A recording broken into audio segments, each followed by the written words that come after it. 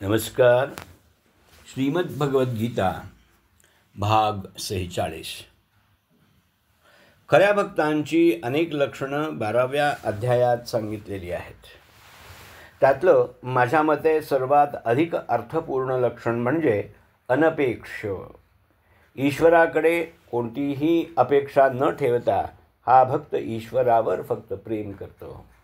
आणि अपेक्षा ठेवायचीच झाली तर ईश्वराकडं आपण काय मागावं? ऐहिक गोष्टी मुळीच मागू नयेत. त्या मिळवायला देवानं आपल्याला बुद्धी, मनगट आणि संधी दिलेल्या असतात.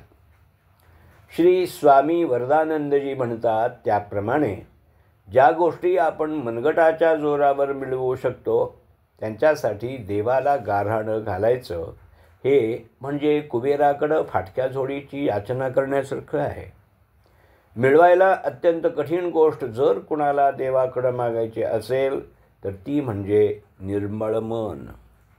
आपल्या प्रयत्नांना त्याचा आशीर्वाद मागावा. बुद्धी निर्मळ राहावी, ज्या योगे भरकटणारं मन ताब्यात राहील.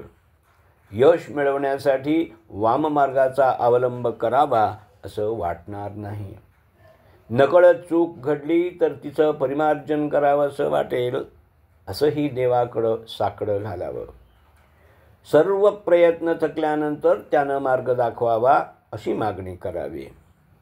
अत्यंत दुष्प्राप्य अशी मानसिक शांती द्यावी म्हणून मनापासून प्रार्थना करावी. या सर्व गोष्टी मिळवायला फक्त मनापासून हात जोडावेत. भगवान म्हणतात, अनन्य भावानं माझी भक्ती करणारा पापी माणूससुद्धा लवकरच साधू होतो आणि त्याला शाश्वत शांती प्राप्त होते. अनन्य भावानं मला भजणाऱ्यांच्या अंतःकरणात शिरून मी ज्ञानाचा दीप उजळून अज्ञानाच्या अंधकाराचा नाश करतो.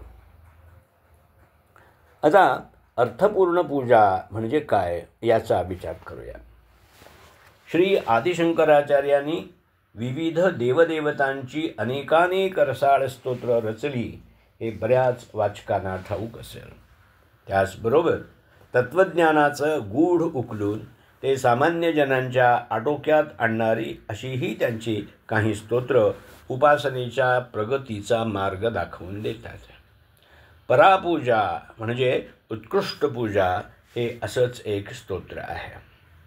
पूजाविधी केवळ उपचार म्हणून न करता आपण करत असलेलं पूजन हे अत्यंत मर्यादित स्वरूपाचं असून ज्याची आपण पूजा करत आहोत तो परमेश्वर अमर्याद आहे ही भावना सतत मनात असली पाहिजे असा या स्तोत्राचा आशय आहे.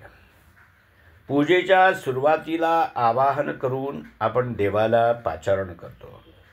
जो दूर असतो त्याला बोलवायचं असतं. परमेश्वर जर संपूर्ण विश्वात भरून राहिलेला आहे तर त्याचं आवाहन कसं करता येईल? सर्व विश्वाचा जो आधार आहे त्याला आसन कशाचं देणार?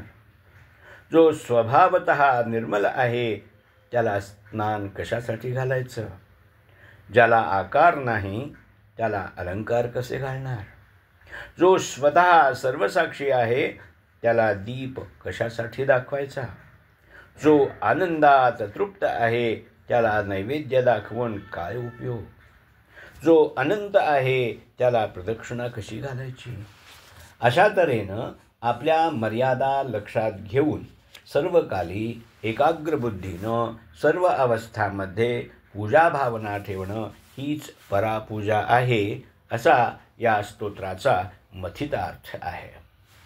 प्रत्येक विचारी माणसानं हे स्तोत्र संपूर्ण वाचून त्याच्या अर्थाचं वारंवार मनन करावं असं मला सांगावंसं वाटतं. श्री ज्ञानेश्वर माऊलींनीही असेच विचार श्री ज्ञानेश्वरीच्या 9व्या अध्यायात मांडले आहेत. ज्यांना संस्कृत भाषेत गती नाही अशांनी या ओव्या अवश्य वाचाव्यात असं माझं आग्रहाचं सांगणं आहे. परमेश्वर पूजनाचा दुसरा प्रकार की जो आचार्यांच्या इतर काही स्तोत्रांमधून वर्णिलेला आहे त्याचं मूल ईश्वर प्रत्येकाच्या हृदयात वसतो या सिद्धांतात आहे. काशी पंचकम या स्तोत्रात ते म्हणतात, की माणसाचं शरीर हेच काशी क्षेत्र आहे आणि अंतःकरणाचा साक्षी अंतरात्मा हाच विश्वेश्वर आहे. शिवमानस पूजा स्तोत्रात ते म्हणतात की माझं शरीर हे श्री शंकरांचं वासस्थान आहे. माझा आत्मा म्हणजे हे प्रभो आपणच साक्षात आहात. माझी बुद्धी ही माता गिरिजा म्हणजे पार्वती आहे.